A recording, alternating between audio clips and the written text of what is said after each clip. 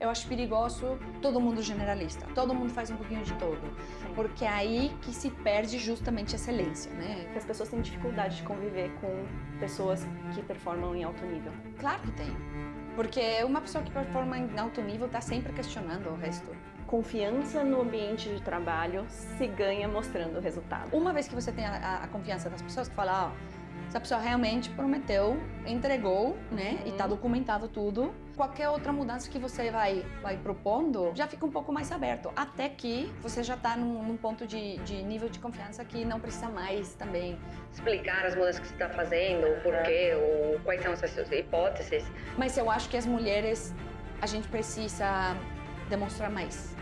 E eu acho que a gente recebe muito mais questionamentos, dúvidas. Isso também é desgastante pra gente, muito. E se existir um outro jeito de liderar? Com exigência, sim, mas também com mais humanidade. E se a inteligência artificial não for uma ameaça, mas uma aliada para liberar tempo, foco e escuta?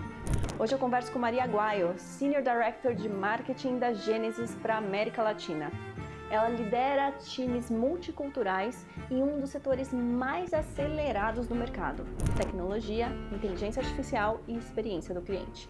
Mas o que faz dela uma liderança diferente é justamente o que ela não abre mão: a sensibilidade, a empatia e a coragem de liderar com gente no centro. Quando eu tive que mudar de país, acho que aí foi a primeira chacoalhada assim forte na minha vida. Eu aprendi que algumas decisões estavam sendo tomadas muito mais pelo meu contexto que pelo que eu queria. Eu vou lá, vou sem medo, porque é o jeito que eu sou. Então vou lá, falo, isso que eu deveria mudar, isso aqui não faz sentido, isso.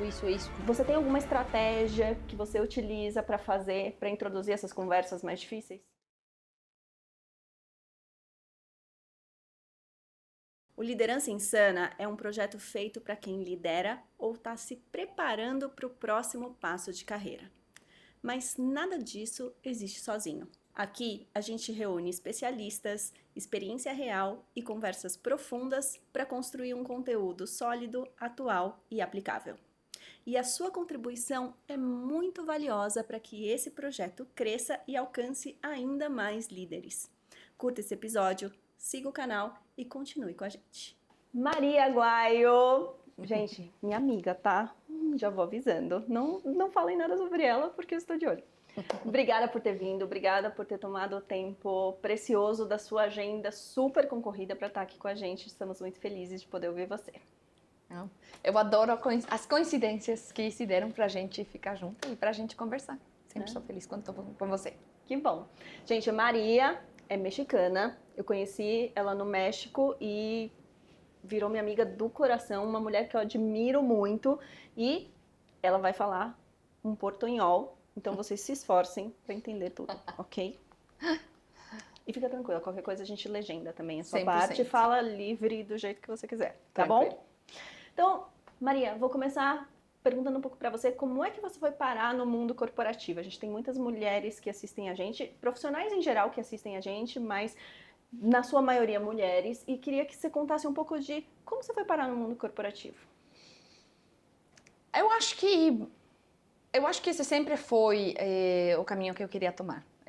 Eu lembro quando eu decidi a carreira que eu queria estudar, que no caso foi marketing, eu já sabia que eu queria ir para as grandes empresas de consumo massivo, né? Eu já tinha bem clarinha na minha cabeça as marcas, onde que eu queria trabalhar.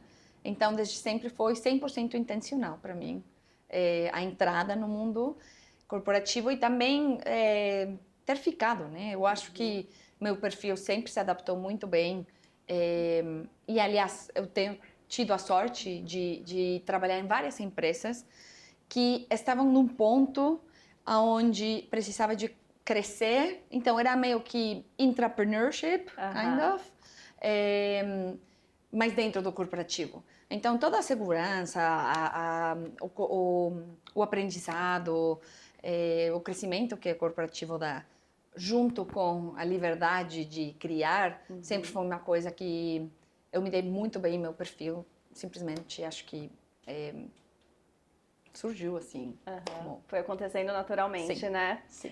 E eu vejo que você acompanho a sua carreira já há muito tempo e eu vejo que você é uma mulher que não tem medo de se colocar em situações novas, de experimentar novos setores, novos negócios, outras culturas. Você está sempre muito aberta e você sempre se apresentou para os desafios de uma maneira muito corajosa. De onde vem essa coragem? Na verdade, acho que não sempre foi assim. Eu casei com um brasileiro. Eu falo que sou brasicana. Bom, pelo menos meus filhos são brazicanos. E eu tive que mudar de país. E quando eu tive que mudar de país, acho que aí foi a primeira chacoalhada, assim, forte na minha vida, que eu aprendi meio que a iterar. Eu aprendi que algumas decisões estavam sendo tomadas muito mais pelo meu contexto que pelo que eu queria. Eu te falei no começo que eu, assim, estava bem certinha. Eu falei, eu vou para essa empresa, depois nessa, eu vou terminar nessa aí, né? Sabia exatamente o que eu queria. Quando eu vim para cá, as coisas mudaram. E foi aí que eu precisei fazer minhas primeiras mudanças, que não eram 100% racionais, tinham a ver com o meu contexto de país, etc., mas também com o contexto emocional. A gente pode falar um pouquinho depois. E acho que foi nessas mudanças meio forçadas que eu aprendi que, né? Eu lembro muito, eu trabalhei mais da metade da minha carreira em CPG, ou bens de consumo massivo, consumação massiva, né? E quando eu fui para a Expedia, entrando no Travel, eu estava entrevistando e eu lembro o meu chefe da época, ele falou, e aí, né? Ele fez algumas perguntas e ele falou, eu perguntei para ele, eu falei, eu não sei nada de Travel. Tipo, isso tá mal? Isso é um problema, né? Tipo... Então, sim, literal. Né? E ele ficou me olhando assim estranho e falou, você sabe marketing? Eu falei, eu sei. Ele falou, então o resto você aprende. E ficou muito comigo. Aí quando eu fiz a mudança para tecnologia, CX, que agora que eu tô, foi a mesma que eu tô falando. O marketing eu sei, o resto eu já sei que eu vou aprender. E tem sido realmente virou uma fortaleza para mim. Porque agora eu sinto que eu posso ir para qualquer indústria e, aliás, uma coisa bem interessante acontece quando você muda de indústria, porque as pessoas que trabalham na mesma indústria há um tempo, eles têm um pensamento aí meio equalizado, né? Sim. Um group thought type of thing. E você chega, já é a pessoa que pensa diferente, que vem propor coisas diferentes e funciona. Né? A maioria das vezes eu tenho visto, graças a Deus, os resultados, que as coisas têm funcionado e isso tem muito a ver com o que eu estou carregando de outras indústrias que eu coloco nos meus planos, minhas estratégias nas novas indústrias que eu entro. Não, eu acho isso maravilhoso e eu concordo muito que eu acho que você é um modelo de como essa diversidade de experiências, de culturas, traz um valor diferenciado e um impacto diferenciado nos negócios que têm a sorte de ter alguém como você liderando os times de marketing. Mas eu sei que também não é fácil trazer essas conversas e um pensamento diferente do que a média está acostumada a pensar e fazer. Que estratégias você usa para trazer essas provocações, trazer pontos de vista diferentes, sem ficar marcada como aquela pessoa que, ai, nossa, acha que aqui nada funciona, né? Porque é o que costuma acontecer, né? Sim. Você chega com uma ideia nova e aí a pessoa vira para você e fala assim, mas a gente faz assim aqui faz muito tempo, a gente tá dando lucro, então para que mudar? Lá vem você querer, tipo, mexer o caldeirão aqui, Sim. né? Você tem alguma estratégia que você utiliza para introduzir essas conversas mais difíceis? Eu tenho. A primeira, acho que tem bastante a ver com... É uma coisa que é muito minha. Tá. Como que eu posso falar? Às vezes, eu acho que eu não me dou conta que eu sou confrontativa. E eu não acho... é o jeito natural de eu ser.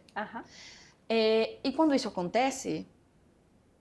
eu acho que já gera... eu vou lá, vou sem medo, porque é o jeito que eu sou. Então, vou lá, falo, isso que deveria mudar, isso aqui não faz sentido, isso, né? Então, muitas coisas que muita gente, tipo, cuida de, eu vou falar isso, sabe? Com cuidado. Hesitante, será que eu falo, será que eu não falo? Será que falo, não falo?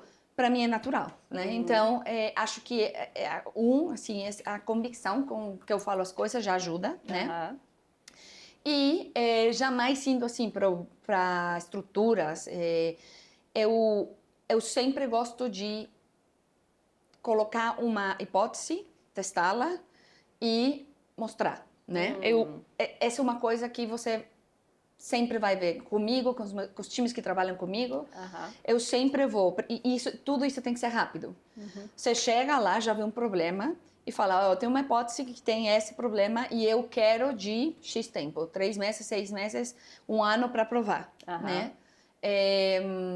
Aí rápido você já separa os pontos que você acha que vão realmente mudar as coisas com essa hipótese que você tem e vai lá executar, né? Enquanto isso, eu sempre estou colocando tudo, documentando tudo. Sim. E justamente aos 6 meses, 3 meses, o tempo que for que eu falei que eu ia testar e mudar, eu volto com os resultados. Eu acho que tem muita gente que quer mudar as coisas que nunca volta com resultado. E então aí vira essa conversa de, realmente alguma coisa mudou? Pode ser que tenha mudado, mas você nunca mostrou que mudou. Ou já começa a ser esse, vendedor de humo, será que é mentira, não sei o que, né? Então eu acho que uma das coisas que eu faço bem é que rapidamente é a metodologia test and learn, né? Assim, vamos testar isso, vamos aprender. E aí eu mostro os resultados. Enquanto eu vou mostrando os resultados, sempre com muitíssima disciplina, acho que é aí que as pessoas vão ganhando confiança. Uma vez que você tem a confiança das pessoas, que fala, essa pessoa realmente prometeu, entregou, né? E está documentado tudo. Qualquer outra mudança que você vai propondo, se você continuar com essa mesma metodologia, já fica um pouco mais aberto. Até que você já está num ponto de nível de confiança que não precisa mais também explicar as mudanças que você está fazendo, o porquê, ou quais são essas hipóteses. Eu adoro você ter trazido isso, porque isso é um ponto de gestão muito importante, de uma gestão profissional. Quando você quer liderar um time, quer liderar uma mudança, você conseguir fazer pequenos pilotos, testar, mostrar um resultado. As pessoas precisam entender que confiança no ambiente de trabalho se ganha mostrando resultados. 100%. Não é com fala bonita, não é com atitude corajosa. As pessoas precisam entender que na prática as pessoas vão confiar em você, que elas podem te seguir se você fez o que precisava ser feito. Sim. Né? É fazer. Não é a Oprah, né, que fala... as pessoas não vão te dizer quem elas são, elas vão te mostrar quem elas são. Exato. E para mim isso é super importante. Mostrar realmente. Muito bom.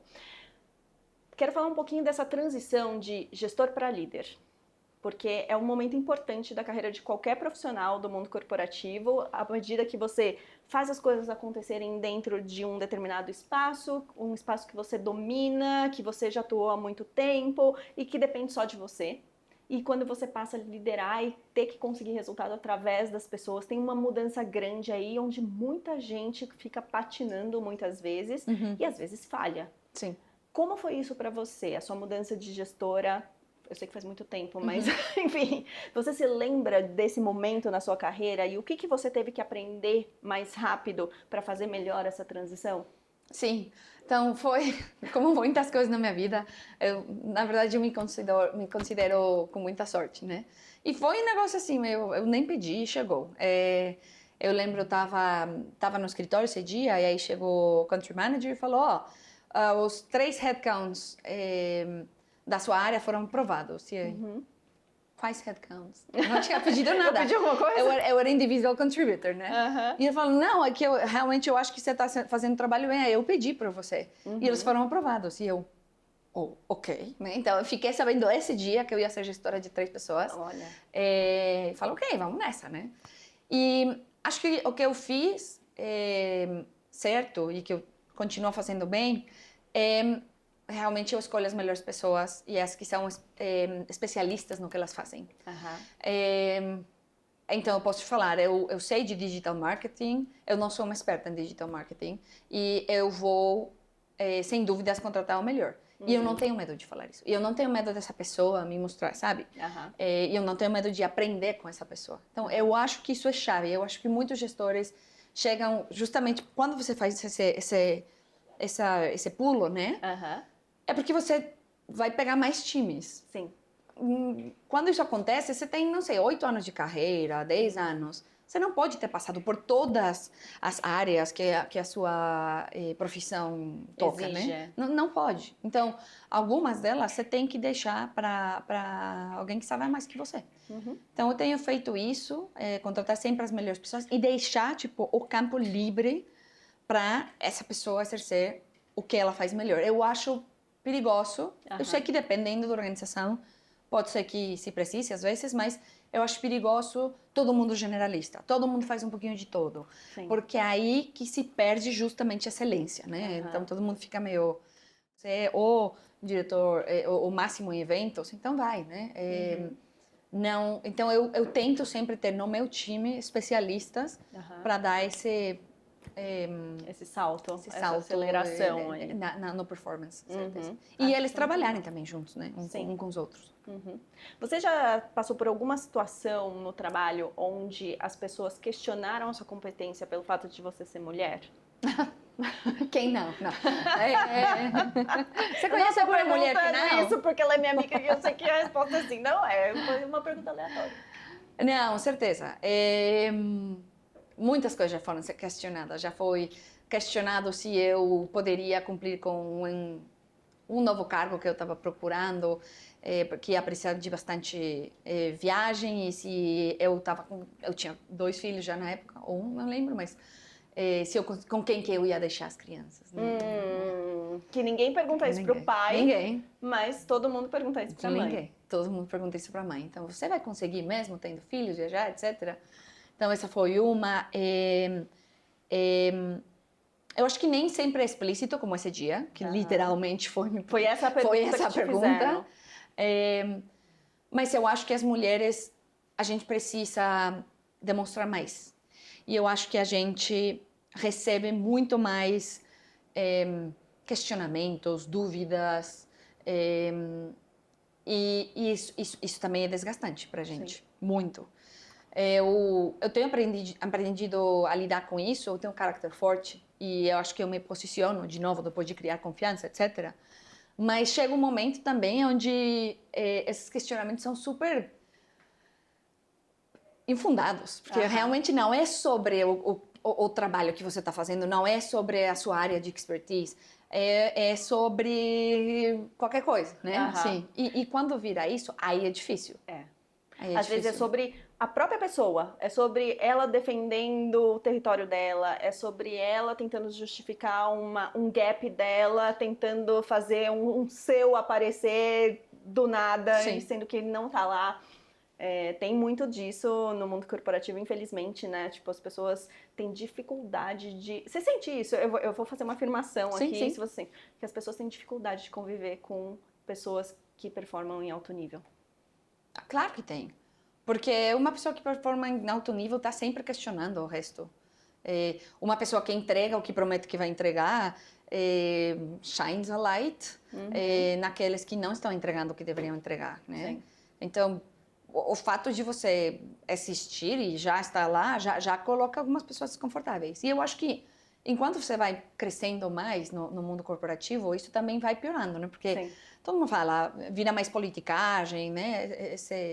Esse momento em que já começa a ser diferente. Sim. E aí é quando mais desconforto você causa. Porque eu acho que nos níveis médios tá todo mundo assim, querendo justamente mostrar, surgir, fazer acontecer, né? E depois já vira que tem várias pessoas que estão tentando proteger o cargo, mais do que qualquer outra coisa. E proteger uma comodidade, um lugar, um espaço, um posicionamento. E qualquer pessoa nova que chega é uma ameaça para eles.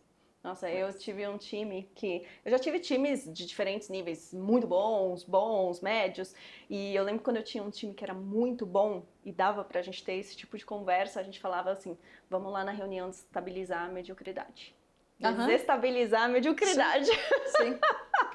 Porque era isso, porque a gente sabia que a hora que qualquer pessoa do meu time entrasse na reunião, os outros iam ficar assim, a gente não pensou nisso. Sim. Então a gente tinha esse lema assim, vamos lá desestabilizar a mediocridade, bora. entendeu? Bora. Porque é isso. E a gente entendia que causava desconforto nas outras pessoas, mas ao mesmo tempo era motivo de orgulho daquelas pessoas de fazer o que era certo na hora certa, entendeu? Sim. E eu vejo que muita gente no mundo corporativo deixa de fazer as coisas certas na hora certa, ter as conversas certas na hora certa, e tá ficando cada vez mais comum as pessoas calarem em vez de falarem o que precisa ser dito. Por que você acha que está acontecendo isso? Como você vê esse movimento? Eu vou te falar uma coisa. Eu acho que o que falta nos líderes é self-awareness. E, de novo, uma coisa que eu fiz... Eu não sei, eu nasci assim, tá? Desde que eu brinco com meus filhos, eu falo que eu fazia terapia quando não era uma moda, tá? Desde que eu tinha uns 12, 15 anos, eu lembro que tinha ainda era essa época que, né, psicólogo era coisa assim meio... coisa de gente doida. Assim, né, é raro, né? E tinha uma na escola, e eu adorava ir, então eu ia sempre. E aí eu ia, conversava, não sei o quê. Eu sempre gostei de tipo, ir dentro para entender as coisas que acontecem comigo. Por que que eu sou assim? Por que, né? E começou aí. E aí depois eu fui... Qualquer tipo de terapia que eu já fiz. Qualquer. Esotérico, místico, mágico, teórico. Do zodíaco da lua. O que for, eu já fiz, tá? E eu acho que o que acaba acontecendo eu tive uma professora quando fiz estudo no programa de mulheres nos boards da MIT, que ela era uma psicóloga que se dedicava a meio que explicar as dinâmicas que se davam nos boards e como essas dinâmicas tinham tudo a ver com a história psicológica das pessoas, das famílias, das pessoas que ficam no board. E pensa aí, é o board, né? Assim, é o nível mais alto corporativo que existe. Sim. E ela falava, é impressionante que quando você ia ver por que esses dois tinham problemas, era porque um representava o pai que era desse jeito com outra pessoa quando era pequena, etc. Né? Então, eu acho que quando você tem awareness de si mesmo, você pode entender muitas das suas decisões, né? Das suas atitudes. Até coisas do tipo, essa pessoa não está performando também, mas por que eu não... Por que é difícil para mim cobrar? Ou por que é difícil para mim mandar embora, né? Porque essa pessoa me lembra, né? Certa época da minha vida, onde fulano foi mandado embora. Ou me lembra a minha mãe, que agia assim, ou era muito minha irmã, rígida e cobrava muito, eu não achava justo, então também não acho justo. E eu não quero ser assim, sabe? Eu acho que quando você tem esse nível de entendimento sobre você, e você coloca sobre a mesa, sem vergonha, sem, tipo... Sem julgamento, eu entendo, né? Sem julgamento. Eu entendo que eu tô deixando passar essa oportunidade. Você tem a chance de olhar para o seu... você tem a chance de olhar para o seu... sua estratégia, o que precisa ser feito em termos de negócio e para as pessoas. Que, de novo, muitas vezes achamos que no corporativo, no trabalho em geral, na vida, a gente divide de trabalho de pessoas. Eu acho que isso é 100% mentira. É tudo misturado, sempre. Então, quando você consegue entender perfeitamente os porquês de você fazer certas escolhas com as pessoas, o que essas pessoas significam para você, etc., e enxergar o que é bom para o negócio, aí você consegue fazer melhores decisões. E eu acho que chega num nível onde, na teoria, você deveria saber tudo. E você já é tão grande líder, e já aprendeu, ensinou tanto, que você está nesse nível por isso, né? E quando certas coisas acontecem e você não tem esse self-awareness, você meio que acaba se atrapalhando, assim mesmo. Não sei se faz sentido o que eu estou falando, mas... e acaba não enxergando as coisas que deveriam ser feitas ou que não estão sendo feitas porque você não está sendo honesto com você mesmo, sabe? Porque você não está entendendo a parte mais psicológica de por que você faz o que você faz. E você está num nível que, para o ego, é muito fácil aí justificar rapidamente eu faço isso porque eu sou incrível, eu sou o cara, eu sou a mulher, né? E você racionaliza decisões erradas, mediocres, de permanência, blá blá, ao invés de realmente entender os porquês e tentar daí fazer mudanças. Faz todo sentido. Eu tenho uma frase que 100% dos problemas que acontecem numa empresa são problemas psicológicos das lideranças. 100%. Não, 100%. se você fizer o caminho do dinheiro, né? Tipo, onde estamos perdendo dinheiro, né? Você vai chegar lá num problema psicológico de um ou vários líderes que tá causando terror em todo o resto. Sim. Mas, enfim, terapia pessoal, bom investimento, tá? Pro trabalho, pra vida, pra carreira, pra vida pessoal. Me conta um pouquinho sobre qual é o seu estilo de liderança. Depois de ter liderado muitos times, em setores diferentes, em culturas diferentes, se você tivesse que definir qual é o seu estilo de liderança, quando você se orgulha de, nossa, eu tô fazendo bem meu papel de líder, o que é esse estilo? Como que você descreveria? Eu acho que eu descreveria ele como focado em resultados, mas com uma ótima flexibilidade. Eu acredito que as pessoas fazem o seu melhor quando as pessoas estão se sentindo o seu melhor. Eu tenho E eu sei que isso está muito na moda, depois da pandemia, etc. Mas, antes da moda, né? Há uns 7 ou 8 anos eu trabalho remoto. Então, eu reporto para alguém que fica fora do meu país, fora do meu fuso horário, num escritório que é pequeno demais, sabe, para ficar, etc. Então, eu aprendi desde muito cedo a trabalhar focado em resultados. E eu também aprendi, e aliás, foi um momento bem interessante na minha vida, porque quando eu venho de uma família super tradicional, né? Onde ser mãe e ser... ter carreira não era muito uma função fácil, assim, sabe? E eu sempre vi isso, sempre vi muito as lideranças, não só mulheres, mas muito mais mulheres, na sofrência, né? Assim, tipo, ficando longe de tudo, horas, trabalhando demais, né? Viajando um monte. E como isso não se falava com a família, né? Sim. E eu me conformava com isso. Eu falava, não quero, sabe? Eu não quero que a minha vida seja assim. Eu via as lideranças também femininas no topo, eu falava, não quero isso para mim. Eu via, assim, cheio de problemas, cheio de coisas duras, sabe, Ana? Sim. Tipo, perdas de bebê em gestação, problemas dos filhos na escola, psicológicos, esse tipo de coisa que eu falava, não, estou inconformada com essa ser a realidade que eu vou ter um outro viver. caminho, tem que ter um outro caminho. E foi lá que eu achei que tinha empresas bem focadas em resultado e que através desse resultado, da história que você vai contando com os resultados, é isso que conta. Não conta se você vai para o escritório, fica lá de 8 para as 8, se sai almoçar 2 horas, ou 3, ou 1, ou se almoça sentado. Tipo, essas coisas não se importam. É o que é melhor para você. Então, eu vi isso comigo e eu tento sempre replicar isso com as pessoas que eu trabalho, nas empresas que eu trabalho também. Eu faço literalmente um filtro de o que é importante. O importante é eu ser uma boneca atrás de um vidro, né, que todo mundo está vendo 24/7, ou é uma pessoa que está realmente entregando e movimentando o negócio, né?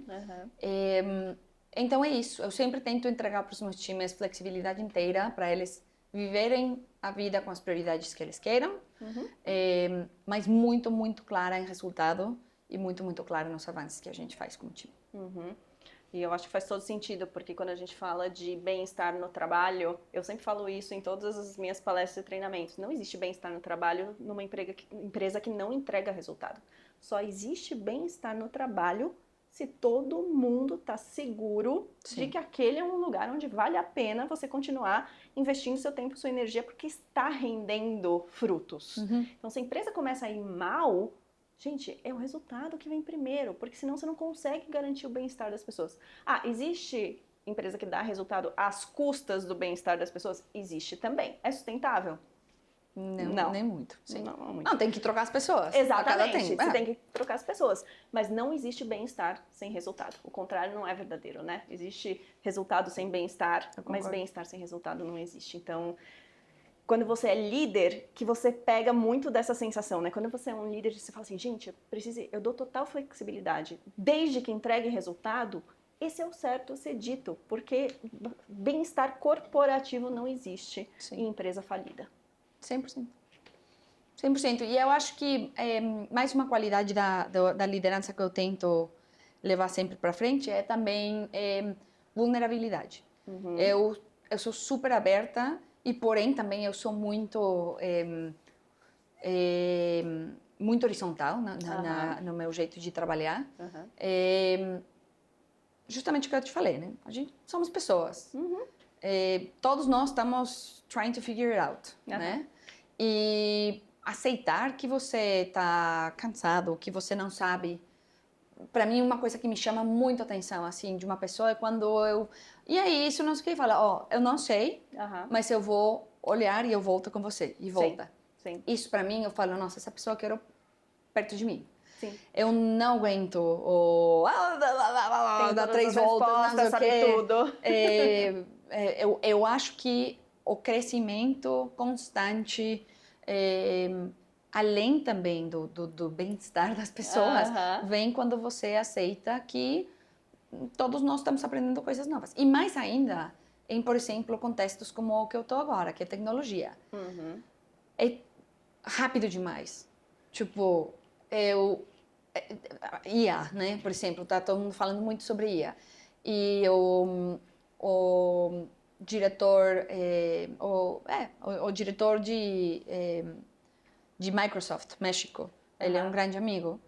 E ele fala para mim, qualquer pessoa que vem aqui e fala, eu sou um experto em IA há 5 anos, tá mentindo. Porque há 5 anos ele estava dizendo, você criou, então, a IA, sabe? Então, fala, quantas pessoas chegam aqui e falam, eu sou esperto nisso, blá, blá, blá. E o mundo está mudando tão rápido que eu acho que todos nós precisamos de uma dose de vulnerabilidade, de falar, peraí, vamos parar, não sei, eu vou pesquisar, vou tentar entender, né? E eu vou tentar ser melhor. Aí, acho que tudo dá certo, sabe? Porque o time cresce, o time cria confiança, o time cria psychological safety, então segurança psicológica, para errar, para perguntar, para falar um entre outro. Porque se eu sei tudo, como que eu vou te perguntar o que você, né? Então, aí é quando você encontra esses silos que... você sabia que ele está fazendo isso e você também está fazendo a mesma coisa? Não, por quê? Porque eles não se falam, eles têm medo de ficar vulneráveis, expostos. Né? Então, acho que a vulnerabilidade é o caminho para o crescimento. Aproveitando que a gente entrou no espaço de tecnologia, né? Um espaço que, como você mesma trouxe, muda tão rápido, a gente não sabe aonde vai parar. Eu imagino que tem alguns requisitos específicos para um profissional prosperar nesse tipo de setor no momento que a gente está vivendo. Como que você vê isso? O que você busca nas pessoas para fazerem parte de um time vencedor, de pessoas que vão entregar, mesmo num ambiente de tanta incerteza e de tanta mudança numa velocidade que a gente nunca viu antes? Sim. Então, acho que isso... Começando por... a pessoa tem que ter uma resiliência enorme e realmente gostar de mudança. Eu acho que o mundo de tecnologia não é para uma pessoa, tipo, organizada demais, que gosta das coisas certinhas, sabe? Eu acho que a gente tem que procurar isso sempre, porque senão vira um caos. Sim. Mas o perfil realmente é uma pessoa que entenda que mudança é parte do dia a dia, tá? Mas que não perca a estrela norte, o North Star da estratégia. Porque, de novo, senão entra o caos. Sim. Então, a Gênesis, a empresa que eu estou agora, eu vou fazer 5 anos em abril. Ela tem sido umas 3 empresas completamente diferentes. Em 5 anos, 5 anos. 3 empresas E eu tô diferentes. falando assim, com lideranças diferentes, logo diferente, tudo assim, muda, né? E eu acho que tem sido sempre super importante esse entendimento de que está mudando a um nível além do que a própria empresa também às vezes pode suportar, que o mercado está levando para esse nível de mudança. E também soltar, porque quando você entende que não é um negócio de liderança, é o mercado que está levando essa mudança, mais do que a empresa, você também meio que relaxa e flui, sabe? Sim. Fala, ok, vamos nessa. Agora, qual é o objetivo? E ter super claro 3, 4 pontos muito claros, muito estratégicos. Eu acho que um jeito que, tipo, dentro da empresa tem se colocado a gente coloca os strategy papers da empresa para todo mundo ler e todo mundo conhecer. Mas estou falando todo mundo, desde o estagiário até o President Plus, né? E isso é chave, porque quando você entende para onde que está o North Star, a estratégia, mesmo de dentro de todas essas mudanças você pode revisitar o mapa, né? Você pode continuar agindo, né? Então, eu acho que isso é super importante, a resiliência ao câmbio. Eu tinha um chefe também que eu adoro, falava don't worry, be scrappy, né? Ao invés de don't worry, be happy.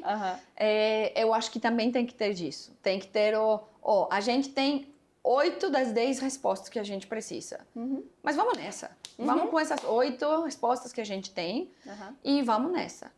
De novo, se tem 8, tenta achar as 8. Porque tem quem fala, eu tô aqui, né? Então vamos com 2. E aí que eu acho que vira caos. E aí eu acho que muitas empresas de tecnologia estão perdendo o rumo. Justamente por isso. Porque não estão tentando dentro da mudança, estão só indo... Navegando a corrente, né? Exatamente. Então, uma coisa é fluir, uma coisa é deixar que o rio te leve, né, até a cachoeira, onde as coisas pode ser que não deem certo, né? Então, de novo, né, arrumar a balsa e vamos fluindo aos poucos, vamos tentar pegar tudo que tenha para essa balsa ser forte, né, e vamos nessa. Então, acho que isso que eu procuro. E eu também acho que atitude é super importante, porque é cansativo. De novo, fator humano, tanta mudança pode chegar a ser cansada, pode chegar a ser desorientadora, e uma pessoa que tenha essa vontade de trabalhar com time, de fazer as coisas diferentes, de brilhar, de mais do que o resultado só, é chave para aguentar tudo que acontece numa empresa de tecnologia. Eu ia te falar, o que você recomendaria que as pessoas fizessem se elas querem trabalhar em tecnologia? Eu acho que você já respondeu com essa resposta tudo que elas têm que fazer e demonstrar se elas quiserem ser bem-sucedidas nesse setor. Sim. Me fala, a gente está se encaminhando para o final dessa entrevista, eu quero que você me fale um pouco o que você ainda não fez e você gostaria de fazer. Quais são os seus sonhos do ponto de vista de o que você quer realizar pessoal e profissionalmente e próximos passos de qualquer âmbito que você queira dividir com a gente? Então, acho que maternidade é um momento da vida das mulheres que trabalhamos que é complicado, porque sua vida, a gente estava brincando agora antes de começar, que eu só saio de casa para fazer dinheiro e depois volto, né? Exato. Acho que para mãe, eu saio de casa para fazer dinheiro, fazer qualquer coisa com o filho, cuidar, levar para algum lugar e depois volto, né?